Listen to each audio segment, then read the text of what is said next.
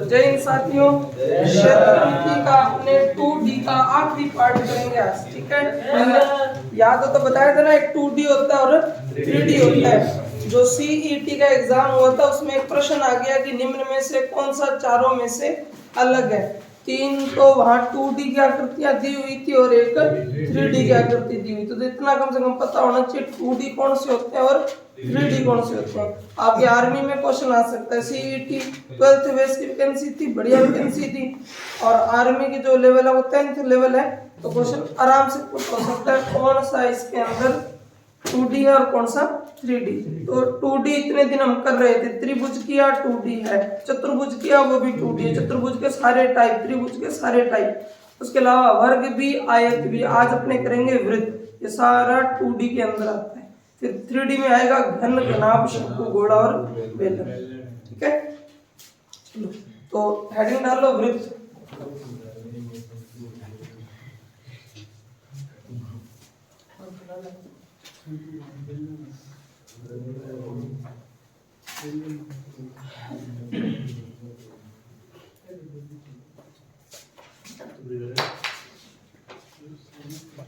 ये हो जाएगा अपना वृत्त। ठीक है, ये हो गया वृत्त का केंद्र बिंदु। केंद्र बिंदु से वृत्त के किसी भी परिधि को छूने वाली जो रेखा होती है उसको बोलते हैं त्रिज्या। ठीक है, और अंग्रेजी में आर शब्द यूज करते हैं। अगर इस साइड भी ये त्रिज्या खींच ली, यानी समझ लो कि वो जीवा जो केंद्र से होकर गुजरे उसे व्यास कहते हैं। व्यास भी कहते हैं, और कहते हैं सबसे बड़ी जीवा भी कहते हैं। जीवा किसे कहते हैं? वृत्त में किसी भी दो कोने को मिलाने वाली रेखा जीवा होती है। सारी जीवाएं हैं, ठीक है ना। अभी आपने ग्लोबल वगैरह पढ़े होंगे ना, उनमें से रेखाएं खींची हुई थी, ये सब जीवाएं, सबकी सब जीवाएं। सबसे बड़ी जीवा क्या होगी? वृत्त का व्यास। और व्यास जो है, व्यास वो त्रिज्या का 2 गुना होता है। ठीक है ना, ये सब जीवा है, सबके सब जीवा है। त्रिज्या का 2 गुना होता है व्यास। व्यास को अंग्रेजी में d के देते हैं, त्रिज्या को r के देते हैं, तो d बराबर 2 गुना r। ठीक है, अब इसके अलावा वृत्त की परिधि, तो परिधि होता है अपने पूरा राउंड लगा के आना, इसे बोलते हैं परिधि। और ये होती है 2 पाई r। 2 पाई r वृत्त की परिधि 2 पाई r। ठीक है, और वृत्त का व्यास, वृत्त का व्यास ये हो गया। अच्छा, व्यास तो लिखा दिया ना, वृत्त का क्षेत्रफल लिखा देते हैं। वृत्त का पाई आर की स्क्वायर। वृत्त की परिधि होगी, वृत्त का क्षेत्रफल हो गया, व्यास और त्रिज्या आपको पहले ही पता लग गया। ठीक है ना। अब थोड़ा ध्यान रखना, ये परिधि और ये वृत्त का क्षेत्रफल जो है ना, ये है पूरे वृत्त का। ठीक है, अभी अपने अर्धवृत्त का और लिखेंगे, और एक ये भी लिख सकते हैं वृत्त की अर्ध परिधि। वृत्त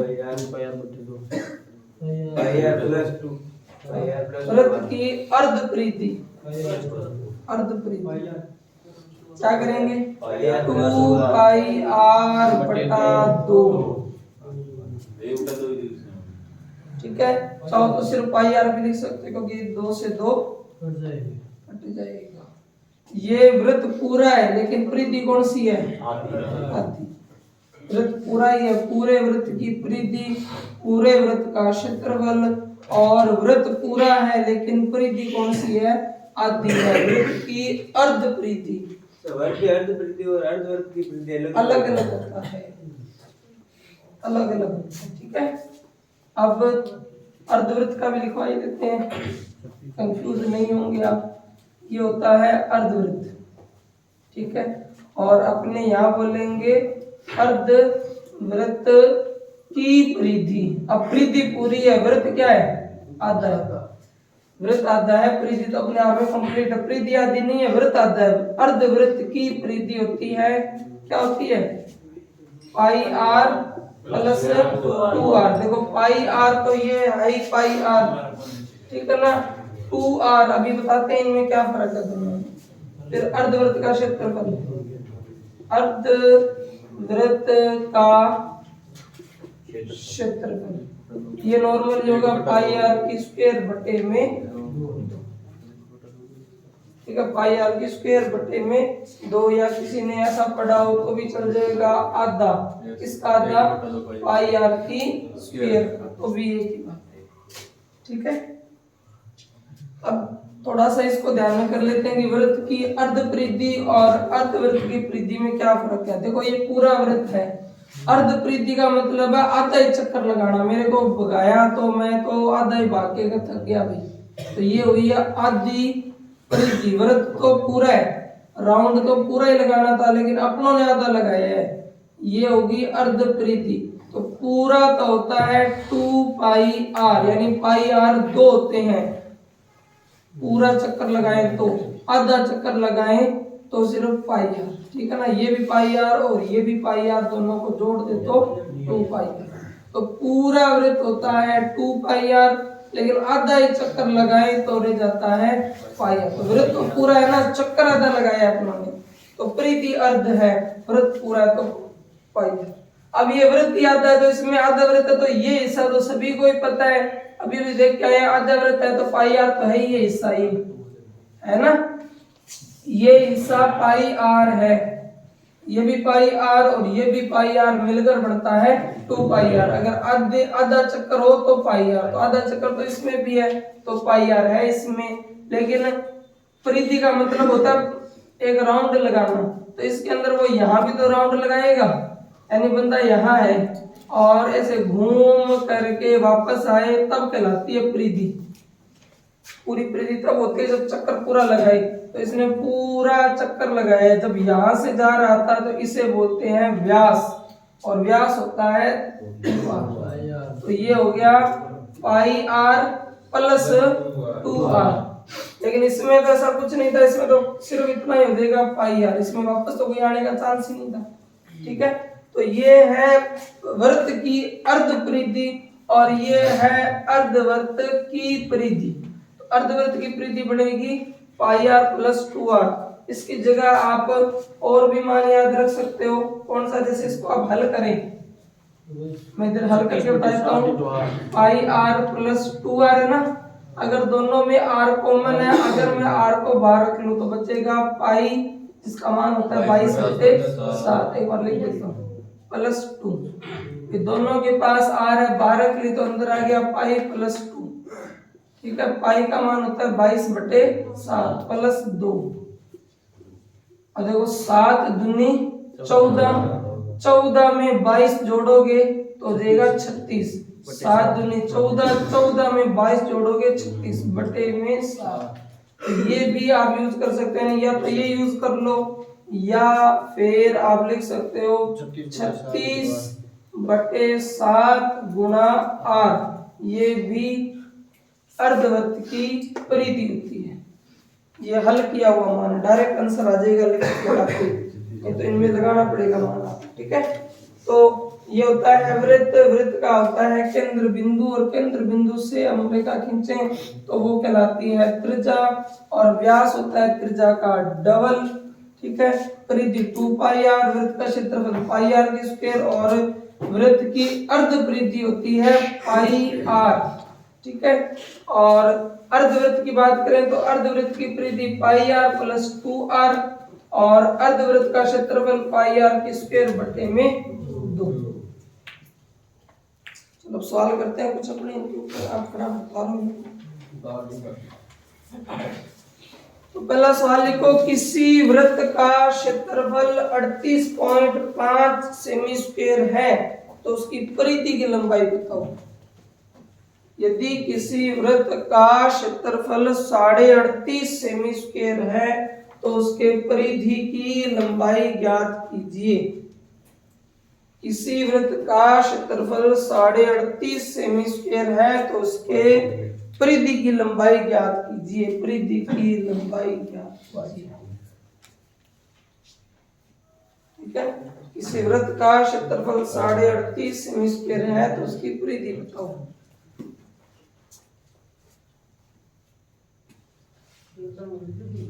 परिधि बताना है, क्षेत्रफल दे रखा है, परिधि बतानी है। 38.5 हाँ, क्षेत्रफल 38.5 है। इसी वृत्त का क्षेत्रफल है 38.5 सेमी स्क्वायर। आपको बताना है उसकी परिधि कितनी है।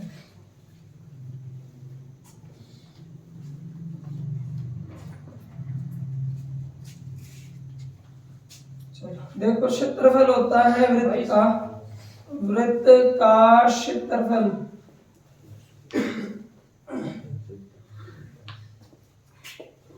क्या होता है, पाई आर की स्क्वायर। क्षेत्रफल उसने दे रखा है हमें 38.5। इसको हल करें तो 22/7 गुणा आर की स्क्वायर। अगर पॉइंट हटाएं तो बटे में 10 लग जाएगा। 11 दूना 22, 11 तिया 33, 11 पंजे 55। ठीक है, और 5 दूनी 10 और 5 सत्ते 35। अब वज्र गुणा कर देंगे, 7 का 7 से गुणा, 2 का 2 से गुणा, 7 तो हो जाएगा 49 और 2 दूनी हो जाएगा 4 और बराबर में रह जाएगी आर की स्क्वायर। अगर स्क्वायर हटेगी तो रूट लग जाएगा 49/4 या फिर 7/2 और 7/2 हमारी त्रिज्या आ जाएगी। ठीक है, वृत्त का क्षेत्रफल पाई आर की स्क्वायर क्षेत्रफल है 38.5, पाई का मान 22/7 और त्रिज्या स्क्वायर में रह जाएगी। अब 11 दूनी 22, यहाँ किया 11 तिया 33, 11 पंजे 55। ठीक है, फिर 5 का भाग दिया 5 दूनी 10, 5 का भाग दिया 5 सत्ते 35, 7 49 और 2 दूनी 4 और ये है आर की स्क्वायर। स्क्वायर हटाएंगे रूट लग जाएगा, 49 का 7 हो जाएगा, 4 का 2 हो जाएगा, चाहे भाग 2 ना 2 तो भी चल जाएगा। त्रिज्या क्योंकि हमें त्रिज्या थोड़ी पूछी है, थीटा पूछा है, परिधि। तो परिधि में तो हमें इसे खाली यूज करना है। वृत्त की परिधि, वृत्त की परिधि हो जाएगी 2 पाई आर।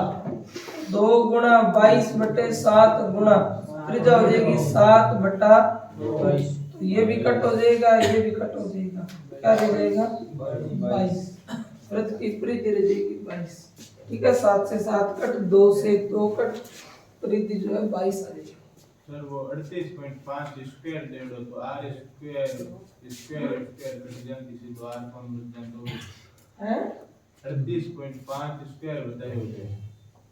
जो भी क्षेत्रफल होते हैं उनके आगे स्क्वायर लगा होता है। जैसे मान लो मैं आपको कहूं कि एक आयत है, विकल आयत करके आए थे ना, इसकी आयत की लंबाई है 10 मीटर, सही है, और इसकी चौड़ाई है 5 मीटर। मैं कहूँ क्षेत्रफल बताओ, क्षेत्रफल, तो आप कहोगे होता है लंबाई गुणा चौड़ाई। ठीक है, ध्यान से समझना, लंबाई हम यूज करेंगे 10 मीटर और चौड़ाई यूज करेंगे 5 मीटर। अब अंकों का तो अंकों से गुणा होगा, 10 5 50, मीटर गुणा मीटर क्या हो जाएगा मीटर स्क्वायर। तो मैं ये कहूंगा कि आयत का क्षेत्रफल 50 मीटर स्क्वायर। लेकिन खेल तो अंकों का ही है, इसका कोई खेल नहीं है। ये तो आपको वैसे फंसा सकता है। मान लो कि प्रश्न आ जाए कि निम्न में से कौन सा मान क्षेत्रफल हो सकता है, ऐसा ही प्रश्न आ जाए। क्योंकि अपने बहुत बड़े बड़े सवाल करके आ जाए और वो फंसा देता है छोटी सी बातों में। वो पूछ रहा है निम्न में से कौन सा क्षेत्रफल हो सकता है। उसने लिख दिया कि x मीटर स्क्वायर, उसने लिख दिया x मीटर, उसने लिख दिया x मीटर क्यूब। ठीक है, और कह दिया इनमें से ज्ञात नहीं कर सकती हूँ, लिख दो, मान लो ज्ञात नहीं किया जा सकता। तो देखो क्षेत्रफल में क्यूब नहीं आती, किसमें आती है आयतन के अंदर, और मीटर क्षेत्रफल में नहीं आता। मीटर मीटर परिमाप में आ सकता है, भुजा में आ सकता है, ऊंचाई में आ सकता है, क्षेत्रफल में नहीं आ सकता। क्षेत्रफल में क्या आता है? मीटर की स्क्वायर। तो हम कह सकते हैं x मीटर की स्क्वायर क्षेत्रफल हो सकता है। समझ गए? किसी का भी क्षेत्रफल निकालोगे तो उसके मान के जस्ट बाद में मीटर स्क्वायर होगा।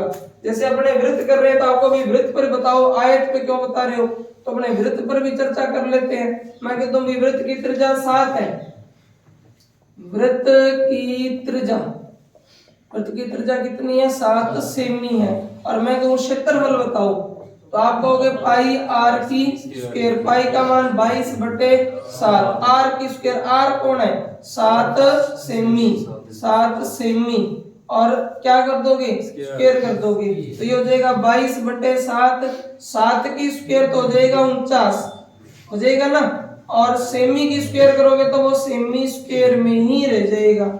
7 का भाग 49 में दोगे तो क्या आ जाएगा? 7 22 आते 154 सेमी स्क्वायर। यानी क्षेत्रफल जब भी निकालेंगे तो स्क्वायर उसके साथ लगेगा ही लगेगा।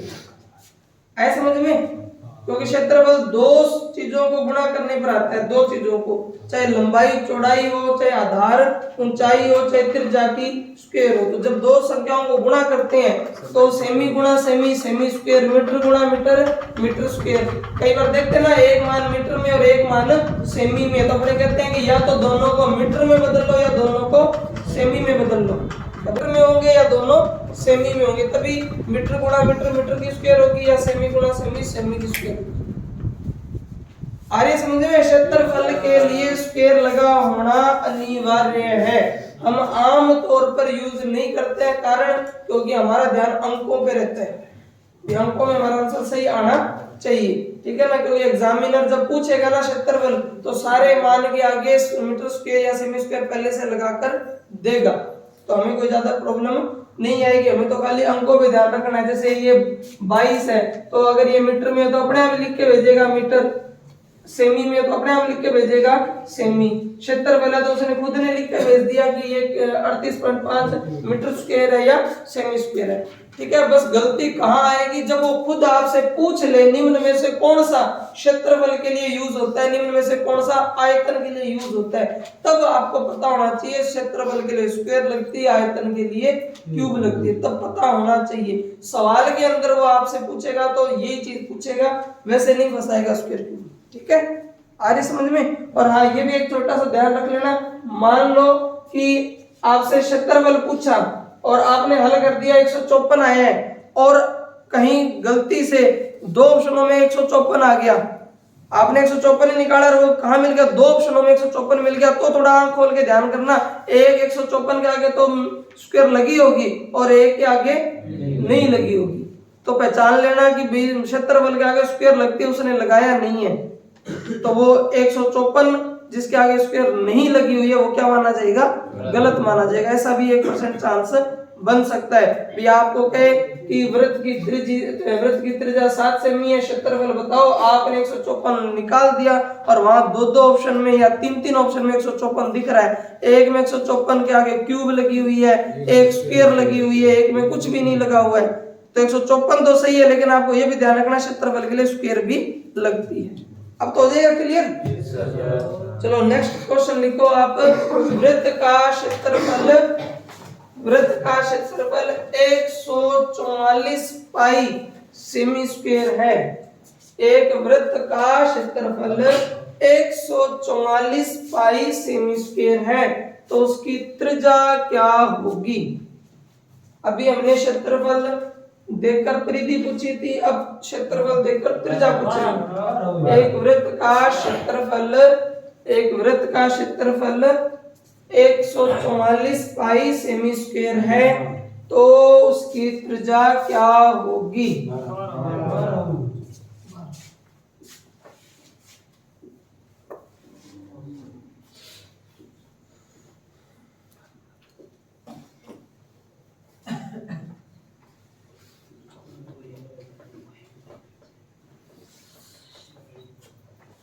वृत्त का क्षेत्रफल 144 पाई सेमी स्क्वायर है, त्रिज्या ज्ञात कीजिए। वृत्त का क्षेत्रफल वृत्त का क्षेत्रफल क्या होता है? वृत्त का क्षेत्रफल पाई आर की स्क्वायर होता है, ठीक है। और उसने दे रखा है क्षेत्रफल 144 पाई, और ये हो जाएगा पाई आर की स्क्वायर। पाई से पाई कट हो जाएगा, आर की स्क्वायर बराबर 144 है, आर बराबर रूट 144 होगा, आर बराबर हो जाएगी 12, त्रिज्या 12 सेमी आ जाएगी। त्रिज्या तो पूछिए, त्रिज्या 12 सेमी। अगर व्यास पूछ लेता तो 12 का डबल 24 है ना, व्यास त्रिज्या का 2 गुना होता है।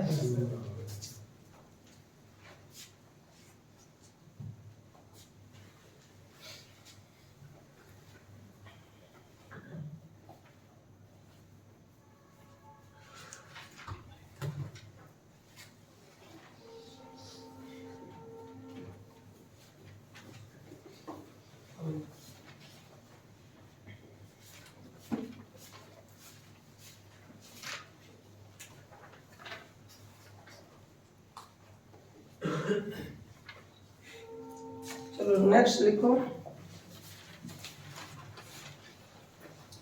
5 सेमी अर्धव्यास वाले वृत्त का क्षेत्रफल, 5 सेमी अर्धव्यास वाले वृत्त का क्षेत्रफल उसकी परिधि का कितना प्रतिशत होगा? 5 सेमी अर्धव्यास वाले वृत्त का क्षेत्रफल उसकी परिधि का कितना प्रतिशत होगा?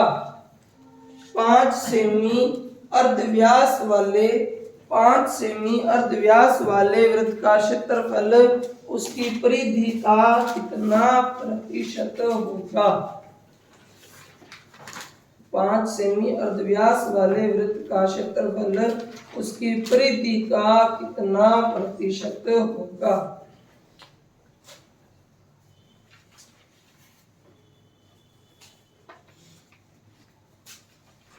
ट्रिग्नोमेट्री करवा रहे हैं क्या सर? ये टेबल ये नहीं करेंगे, अलग है। ये तो टेबल आपने कैसे बना ली? ये तो ऐसे ही बनानी पड़ेगी। कौन सा टॉपिक चल रहा है शाम को अर्थमेटिक में?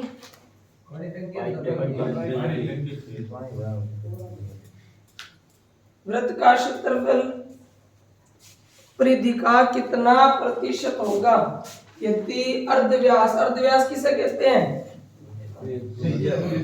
त्रिज्या को अर्धव्यास कहते हैं। अर्धव्यास मतलब व्यास का आधा, व्यास का आधा। त्रिज्या का 2 गुना व्यास। जब व्यास 2 गुना है त्रिज्या का तो त्रिज्या व्यास की आधी हो जाएगी, इसलिए त्रिज्या को अर्धव्यास भी कहते हैं। तो त्रिज्या कितनी है? 5 सेमी। अब हमें 2 चीजें निकालनी पड़ेंगी, एक तो क्षेत्रफल और एक परिधि। एक निकालेंगे क्षेत्रफल और एक निकालेंगे परिधि। क्षेत्रफल होता है पाई आर की स्क्वायर और परिधि होता है 2 पाई आर, ठीक है ना। त्रिज्या तो 5 सेमी है, क्षेत्रफल होता है पाई आर की स्क्वायर और परिधि होती है 2 पाई आर। वो पूछ रहा है क्षेत्रफल परिधि का कितना प्रतिशत है। देखो दोनों में पाई यूज होगा, पाई आर की स्क्वायर को मैं ये लिख सकता हूँ पाई आर गुना आर, पाई आर गुना आर, पाई आर की स्क्वायर लिख सकते हैं ना बने। तो देखो दोनों के पास पाई है, पाई से पाई कट जाएगा, त्रिज्या से त्रिज्या कट जाएगी, यहाँ क्या रह जाएगा आर और यहाँ क्या रह जाएगा 2। तो आर तो है 5 और यहाँ कितना है 2, मतलब क्षेत्रफल 5 है, परिधि 2 है। अगर ये ना समझ में आए तो सीधा सीधा फॉर्मूला लगा के मान ज्ञात कर लेना, वो भी करवा दूंगा, ठीक है। ये शॉर्ट तरीका है। इसमें त्रिज्या क्षेत्रफल का अनुपात आ गया 5 और परिधि का अनुपात आ गया 2। उसने पूछा है क्षेत्रफल परिधि का कितना प्रतिशत है। ये प्रतिशत में सीख के आए अपने। क्षेत्रफल परिधि का कितना प्रतिशत है। मैंने बताया था जिसके साथ का लगाओ वो बटे में आता है। तो क्षेत्रफल परिधि का कितना प्रतिशत है, तो परिधि तो आएगी बटे में, क्षेत्रफल आएगा ऊपर और गुणा लगेगा 100। तो 2 से काटेंगे 50 और 50 गुणा 5 कर देंगे 250% उत्तर आ जाएगा। क्षेत्रफल परिधि का 250% है, 250% है। ठीक है। अगर त्रिज्या 5 सेमी है, त्रिज्या को अर्धव्यास भी कहते हैं, अगर त्रिज्या 5 सेमी है तो क्षेत्रफल परिधि का कितना प्रतिशत है। क्षेत्रफल होता है पाई आर की स्क्वायर और परिधि होती है 2 पाई आर। एक पाई से पाई कट गया, एक आर से आर कट गया। अब यहाँ आर बचा और यहाँ 2 बचा। आर का मान 5 है तो क्षेत्रफल का अनुपात 5 आ गया, परिधि का 2 आ गया। क्षेत्रफल परिधि का कितना प्रतिशत है, का जिसके साथ लगाओ वो बटे में, जो रह गया वो ऊपर और गुणा में 250% आ जाएगा। ठीक है। और अगर आप फॉर्मूला लगाकर हल करते, तो हम तो पूरा हल करेंगे, तो पहले आप क्षेत्रफल ज्ञात कर लो। क्षेत्रफल बराबर होता है पाई आर की स्क्वायर, पाई का मान हो गया 22/7। ठीक है। और ये आपका हो जाएगा 5 की स्क्वायर, तो ये हो जाएगा 22/7 गुणा 5 5 25। ठीक है ना। अब 7 से कटता तो है नहीं ये, तो आप चाहो तो इतना सा दिमाग यूज कर सकते हो कि जब कट रहा नहीं है तो मैं क्या यूज कर लेता हूँ, इसको पाई ही यूज कर लेता हूँ। यानी क्षेत्रफल हो जाएगा 25 पाई। जैसे इससे पिछले वाले सवाल में नहीं दिया था क्षेत्रफल 144 पाई था ना, भी सवाल दिया था मैंने आपको, तो ऐसा यूज कर सकते हैं कि क्षेत्रफल आ गया 25 पाई। फिर परिधि ज्ञात कर लेते हैं। परिधि 5 की स्क्वायर, पाई आर की स्क्वायर है ना, आर 5 की स्क्वायर हो जाएगी। परिधि होता है 2 पाई आर, तो ये हो जाएगा 2 गुणा पाई गुणा आर का मान 5 हो गया, ये हो जाएगा 5 दूनी 10 पाई। तो परिधि हो गया 10 पाई और क्षेत्रफल हो गया 25 पाई। उसने अब इसका अनुपात निकाल लेते हैं। ठीक है। क्षेत्रफल और अनुपात परिधि। ठीक है। तो ये हो जाएगा पाई 25 पाई और ये हो जाएगा 10 पाई। तो आप करोगे पाई से पाई कट, 5 दूनी 10 और 5 5 25, तो यही अनुपात आने। उसके बाद तो वही परिधि। ठीक है ना। चाहो तो आप अलग अलग हल करके रख लो या पहले ही हल कर लो, आर से आर काट लो, पाई से पाई कट लो, तो सीधा ये अनुपात आ जाएगा 5 अनुपात। आया कुछ समझ में हल्का फुल्का? ठीक है। परिधि का भी पूछ सकता है, क्षेत्रफल का भी पूछ सकता है और दोनों में मिक्स करके पूछ सकता है। क्षेत्रफल परिधि का कितना प्रतिशत है, परिधि क्षेत्रफल का कितना प्रतिशत है।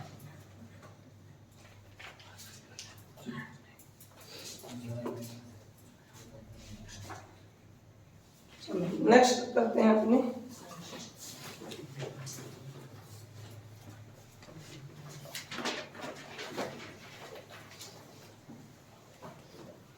देखो, किसी वृत्त का व्यास, किसी वृत्त का व्यास, किसी वृत्त का व्यास उसकी अर्ध परिधि से, अर्ध परिधि, किसी वृत्त का व्यास उसकी अर्ध परिधि से 8 सेमी कम है। किसी वृत्त का व्यास उसकी अर्ध परिधि से 8 सेमी कम है। किसी वृत्त का व्यास उसकी अर्ध परिधि से 8 सेमी कम है, उसकी त्रिज्या ज्ञात कीजिए। किसी वृत्त का व्यास उसकी अर्ध परिधि से 8 सेमी कम है, त्रिज्या ज्ञात कीजिए।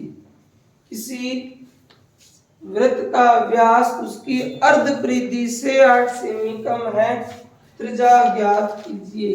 व्यास और अर्ध परिधि, वृत्त तो पूरा है ना, वृत्त तो आधा नहीं है। वृत्त का व्यास और वृत्त की अर्ध परिधि।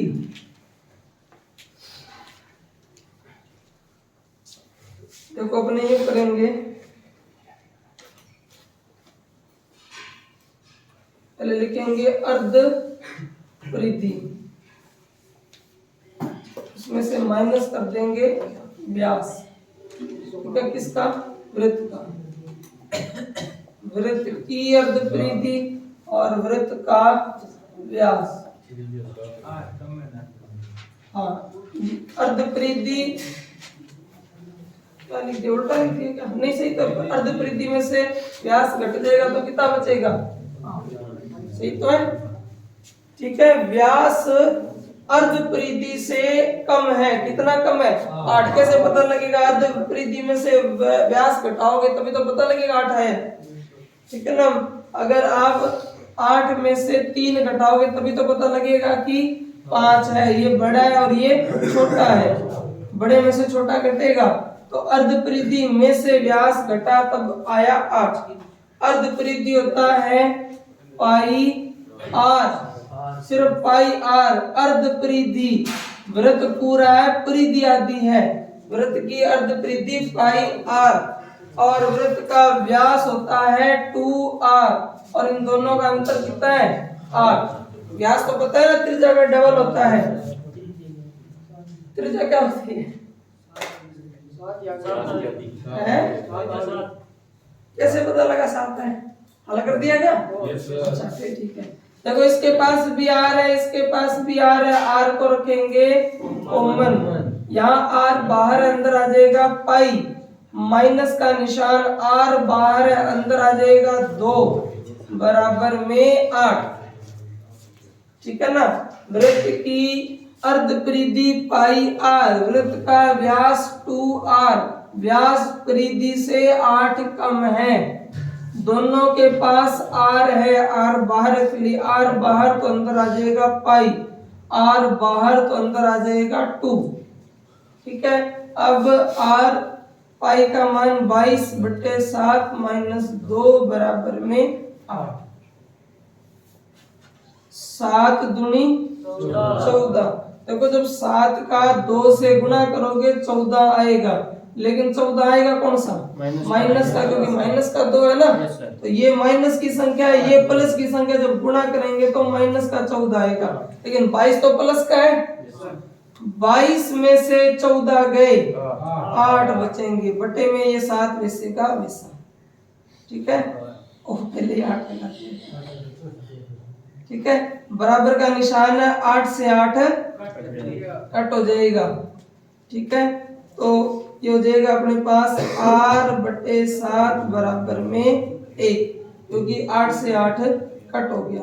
7 का वज्र गुणा कर देंगे तो 7 एकम 7, तो त्रिज्या आ जाएगी 7। ठीक है, वृत्त की जो अर्धपरिधि है वो व्यास से 8 सेमी अधिक है, या कह लो वृत्त का व्यास अर्धपरिधि से 8 सेमी कम है। ठीक है, अर्धपरिधि पाई आर और व्यास होता है 2r, दोनों में r कॉमन है, बाहर आ जाएगा, अंदर बच गया पाई माइनस 2, पाई का मान 22/7 माइनस का निशान 2। अब कईयों को ये हल नहीं करना आया है तो मैं अलग से और बता देता हूँ। मैंने से किया 22/7 माइनस 2, 2 के बट्टे में कुछ नहीं है तो 1 मान लिया। 7 और 1 का एलसीएम कितना आएगा? 7। जब 7 का 7 में भाग दोगे, 7 का 7 में भाग दोगे तो 7 एकम 7, और इस 1 का 22 से गुणा करोगे तो 22 एकम 22, माइनस का निशान, फिर 1 का भाग दोगे 7 में, 1 का 7 में भाग लगेगा तो 1 7 7, 7 दूनी 14। अब 22 में से 14 घटेगा तो 8 और बट्टे में 7, ऐसे लिखाइए 8/7। ठीक है, डायरेक्ट कर सकते हो, 7 दूनी 14, 22 में से 14 घटा लो 8/7। अब बराबर का निशान है, आमने सामने तो भाग हो ही सकते हैं, तो 8 से 8 कट जाएगा, यानी यूं कह सकते हो 8 एकम 8, और 7 का 1 के साथ वज्र गुणा कर सकते हो। ठीक है ना, तो ये स्टेप लिखने की जरूरत ही नहीं पड़ेगी। अगर आप कर दो 8 एकम 8 और 7 का 1 के साथ वज्र गुणा कर दो तो r बराबर 7 एकम 7। त्रिज्या 7 लीजिए। माइक बंद हो गया, अब क्या करें? तो क्लास कितने की रहेगी?